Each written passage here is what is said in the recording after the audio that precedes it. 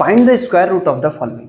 ठीक है, इस नंबर का स्क्वायर रूट निकालना है। नंबर है 1789.29। ठीक है, अब यहाँ पर क्या है, ये पॉइंट दे दिया गया है, इस वजह से थोड़ा सा ये क्वेश्चन टफ दिख रहा है, लेकिन ये टफ है नहीं, बहुत ही आसान है।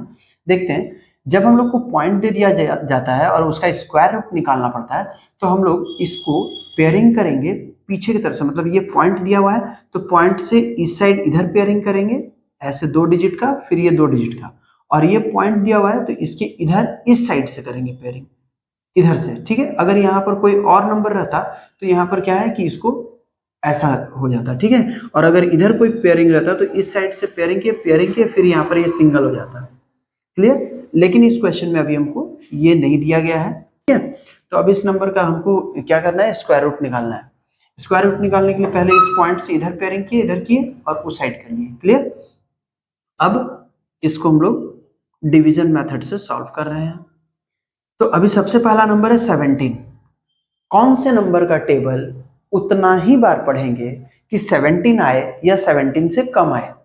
तो हम लोग देखते हैं, 1 1 जा 1, 2 2 जा 4, 3 3 जा 9, 4 4 जा 16 और 5 5 जा 25। तो 4 4 जा 16 हो रहा है और 5 5 जा 25। क्लियर, तो यहाँ पर हम लोग देखेंगे कि 4 का टेबल 4 टाइम्स पढ़ने से 16 आता है। क्लियर, यहाँ जो लिखेंगे वही नंबर को यहाँ लिखना है, और जो नंबर यहाँ लिखेंगे वही नंबर को यहाँ पर ऐड भी करना है। क्लियर, तो यहाँ ऐड करने से ये हो जाएगा 8, यहाँ पर 17 माइनस 16 हो जाएगा 1। क्लियर, ऊपर से उतरेगा 2 डिजिट नंबर एक साथ उतरता है क्योंकि पेयरिंग किया हुआ है, तो 8 9 एक साथ में उतरेगा। अब यहाँ पर 8 है तो इसके बगल में यहाँ पर कौन सा डिजिट लिखेंगे जो उतना ही बार टेबल पढ़ने से 189 आए या 189 से कम आए। तो ये 189 है, यहाँ पर हमको बगल में लिखना है। हम देख क्या रहे हैं, ये 189 है और ये 80 के जगह में है। यहाँ पर अगर हम कुछ लिख देते हैं तो ये 80 हो जाएगा। तो 82 जा 8 2 जा 16, मतलब ये अगर हम यहाँ पर 2 बैठाते हैं, ठीक है, 2 बैठाते हैं तो 82 को 2 से मल्टीप्लाई करना पड़ेगा। 2 2 जा 4 और 8 2 जा 16। देख रहे हैं कि 2 बार में 164 आ रहा है। अगर हम यहाँ पर 3 लिखते तो 3 लिखे हैं तो 3 से ही मल्टीप्लाई करना पड़ेगा। इसका नियम यही है कि जितना लिखेंगे उतना से ही मल्टीप्लाई करना पड़ता है। तो 3 3 जा 9 और 8 3 जा 24। ये नंबर ज्यादा हो जा रहा है 189 से, इसलिए यहाँ पर 2 लिखेंगे, और 2 जब यहाँ लिखे हैं तो यहाँ पर भी 2 ही लिखेंगे, और 2 लिखे हैं तो यहाँ पर 2 प्लस भी करना पड़ेगा। ठीक है, अब 2 बार में अगर मल्टीप्लाई करते हैं तो आता है 164। क्लियर, इसको माइनस करेंगे, सब्ट्रैक्ट, जैसे डिवीजन में सब्ट्रैक्ट करते हैं माइनस करते हैं, ऐसे करेंगे। 9 से 4 गया 5, 8 से 6 गया 2, 1 से 1 गया कैंसिल। अब यहाँ पर ये पॉइंट आ चुका है तो इस पॉइंट के बदले हम लोग यहाँ पर पॉइंट दे देंगे, और 2 9 है वो 2 9 यहाँ पर उतर जाएगा। क्लियर, अब देखते हैं, इसको ऐड करेंगे तो 2 + 2 4 और यहाँ पर ये 8 हो गया।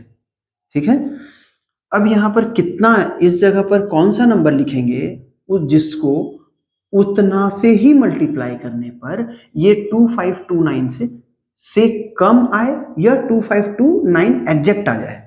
क्लियर, तो हम लोग देखते हैं यहाँ पर अगर हम यहाँ पर कुछ लिख देते हैं तो यह 1s प्लेस है, 10s प्लेस है, 100 प्लेस है। ठीक है, ये 100 का प्लेस है, तो यहाँ पर हम लोग देखेंगे क्या, 1s 10s 100 1000, तो 100 से देख रहे हैं ये 2 डिजिट नंबर।